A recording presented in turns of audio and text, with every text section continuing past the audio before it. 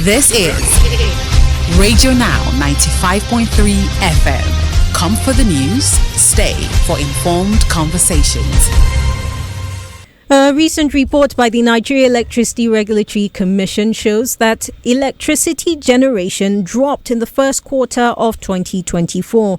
The report says that the decline was caused by reduced generation capacities of 17 of the 27 grid-connected power plants. Now, the period under review saw over 291,000 complaints from customers, and which is actually a drop from the last quarter of 2023.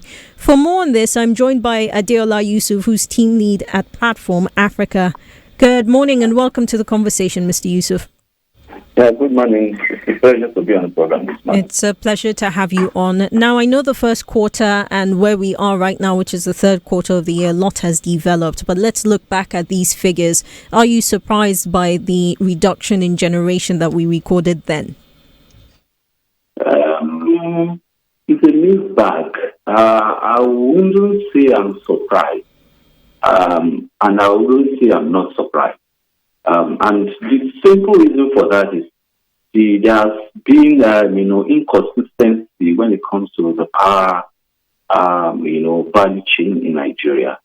It has always been a step, two steps forward and about 3 or 4 steps backward. Mind you, as we are having drop in generation, we are having, increase or hike in, tariff.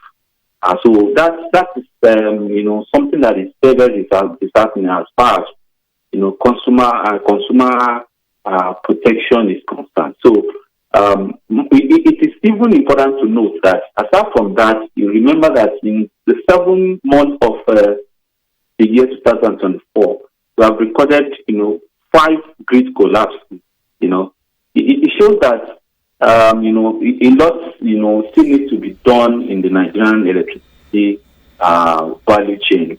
As during that time and between that time and this year, remember that we have had news of a lot of advances, a lot of financial, a lot of loans that Nigeria has received from World Bank, over $500 million for this same electricity, electricity industry. So it's very, very unfortunate.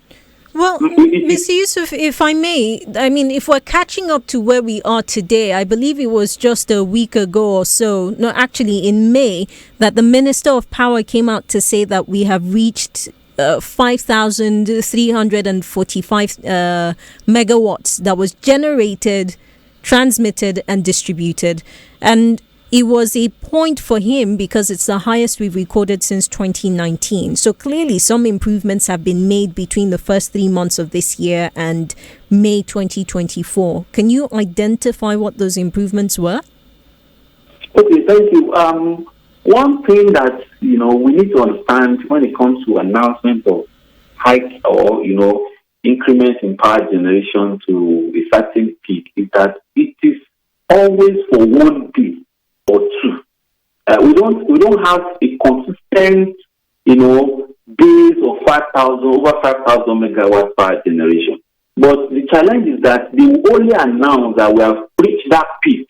But, there won't be that explanation as to how many days, do we stay in that peak, power generation. So, why one would not be able to force it, because that is the truth, that is the fact actually, but that is not the whole truth. The whole truth will only be to tell us that, okay, a certain day or certain hour, we have reached that certain power generation capacity level, you understand? And, after that, there has been a social level. One thing I'm very sure now is that we don't generate at that much as of today. I remember a few days ago that we recorded the 5th national grid collapse. We were generating about 1,000 megawatts. That same day we were generating over 3,000 megawatts, and then it dropped 1,000 megawatts. So those facts, those old truths, Nigerians need to be told the old truth. But it is true that a certain day we generated in May or so we generated 5,300 megawatts. But the whole truth is that it was not, a consistent, generation, of that level for so many days. Right. It was just maybe one day or two.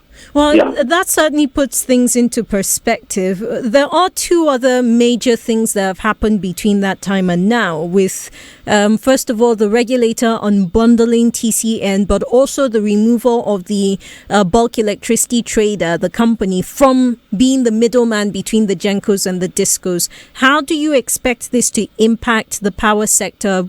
If we're at this point by the end of the year, what sort of improvements are you expecting? Okay, it's a very, very good thing. And that is to say that, the movements in the power sector, we are not static when it comes to, happenings in the power sector. Nigeria is not static. Only that the movement is not as expected. We are on a pace that is not, moving as expected. Remember that, Nigerian Electricity Act, the bill was signed into our hands by the president, and a lot of goodies were contained in that act. And one of such, or two of such, were those that you have just read out. It should encourage a lot of things, it should encourage a lot of things and encourage power generation. If you allow me, because I'm trying to be very, very short, because I know that the time is not so much. Nigeria, since Friday, November 1st, 2016, has privatized the generation and the distribution, strata of the value chain, leaving the transmission in Zampi.